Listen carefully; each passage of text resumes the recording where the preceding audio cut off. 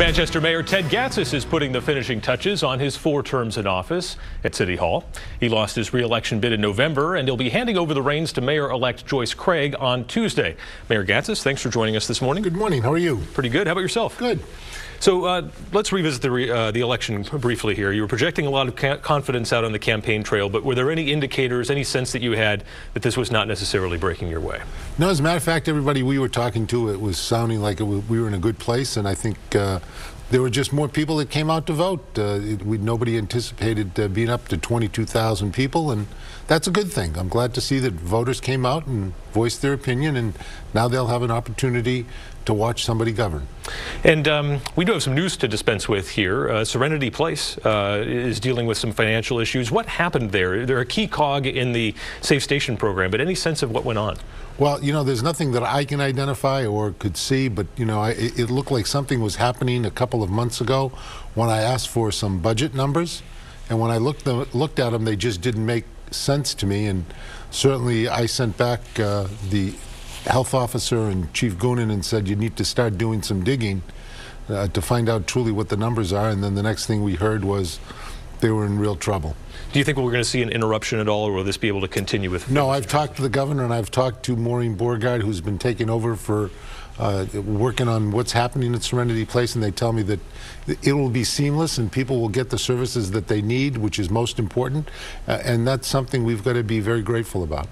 The opioid crisis is a problem that's a defining issue not just for the state but particularly for Manchester, and this wasn't really even on the radar screen when you first ran for office back in 2009. How did the opioid crisis change the day-to-day operations of the way that you were mayor in Manchester? Well, I think that was the #1 issue that was on everybody's mind, and we did whatever we could do. And when Chris Hickey came in and talked to me about Safe Station, I thought that's something that might work, because people, when they're at the bottom, will come in looking for help on their own. If they're not at the bottom, they're not going to be looking for help, and that certainly just makes the problem even worse and longer.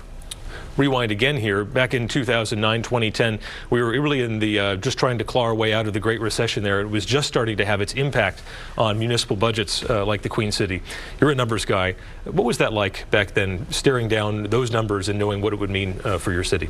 Well, it was most important that we could make sure that we could keep folks working, that were in the city, and making sure we had police officers that we could keep the people safe.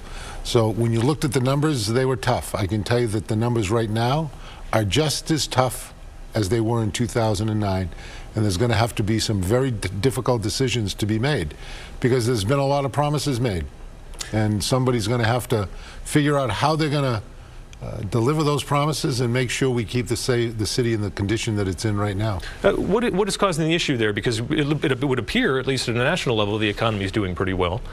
Well, the economy's doing well, but again, it's not like, you know, we just started seeing an awful lot of new construction coming into town. Mm-hmm. And again, if you got to build the commercial tax base, and we must make it easier for those people to get their permits and get into the ground, because they will tell you that time is money. And if you don't get them the ability to get into the ground quickly, they'll go look in other communities where they're certainly looking at how they can get things done much quicker. You mentioned the permitting process there. Is there anything about the way the city of Manchester works that just drives you completely crazy that you weren't able to change in your 8 years? Well, you know, we've changed an awful lot, Adam. There's no question that we've made a lot of changes, and, you know, if somebody says they're having a problem, I didn't have a problem making a phone call to see if we could get it done a lot quicker. And some of the things that were holding up projects were real small, and sometimes it's staff and not the higher-ups. And we need to get everybody involved to make sure that we can get projects moving through this community a lot quicker than what they have. You mentioned changes. Education in schools were a big issue during your tenure. Looking back, is there anything you would have done differently on the schools front? You know, I think we made a lot of progress on the school side. I think that if you take a look at the School of Technology with the late Dr. Brennan and myself, we made that happen. They talked about it for an awful lot of years, about getting a 4-year high school that would get students ready on day 1 for the workforce, but it didn't happen. And I told him he had 6 months, and he delivered. And I think it's made the district a better district and given students every opportunity we can give them. And I think the STEAM Ahead program that we forged forward with Mayor Baines is making great changes at West and great changes in lives of the students. And again, the innovations that we're doing at Parker Varney, and talking to CMC and some other businesses that we can get students out into the workforce while they're still in school and earning credits. Now, you're very much your own man. You've got your own way of doing things. You've had a lot of success in your life. But is there anything that you learned in your 8 years in office here about yourself or about the city that you didn't know before? Well, I think that, you know, sometimes you want to make things move a little bit quicker than what government lets them move. And I think that, you know, I learned that back in 2000 when I went in as an alderman and as a senator. I thought that possibly as mayor you could move things a little quicker. But again, it's all about the aldermanic board. You can't do, people think that the mayor has all this power. There is no power. You need 8 votes to move something forward. And, you know, we moved a lot of things forward. The municipal complex, which people will say was one of the biggest things that we ever did in this city, is something that we had to move forward. And that was with the help of the aldermen and LED lighting. The only thing I wish I could have convinced them of was to put in the smart controls, which would have been another $1 million at the time. And it would have detected when lights were out and when we could send people there instead of waiting for a phone call to come in. So I think that, you know, patience is something that we all like to say we have, but government makes you show your patience. It'll teach you whether you want to learn it or not.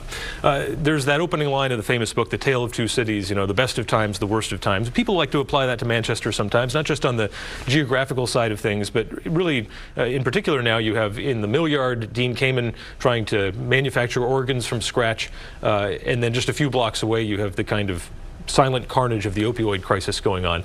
Does a mayor or any mayor or the next mayor need to worry about how far apart those realities are, or is that beyond the reach of the corner office? No, I don't think that, you know, I think the city's in great shape. I think a lot of great things are happening in the city. Dean Kamen is certainly one of those elements that is going to make sure that Manchester continues to grow. But we can't forget where our roots are. That's what's most important, in making sure that John Q. Public has an opportunity to make sure his taxes are down, he can pay his bills, and we do it in government what they do at their kitchen table, and sit down and figure out what's the best thing to do to move forward. So I've heard a lot of people say you would be a great candidate for the executive council office that's opening up with Chris Pappas running for Congress.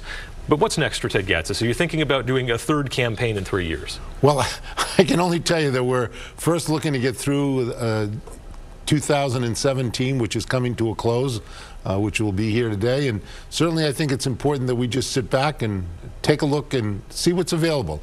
I will never say no to anything. So, you know, as I said a while ago, I've had signs in a storage shed since 2000. So they've changed the course of what we're running for, but they're still available and they're still in pretty good shape. So we've left them there, and we'll just look to see what the future has. And what do you think you're going to miss the most about being mayor? Helping people. All right. Mayor Ted Gatsas, it's been an honor covering you, and hope we see you back here at some point. Thank you, Adam. You have a great day, and Happy New Year to everybody out there. Happy New Year to you as well.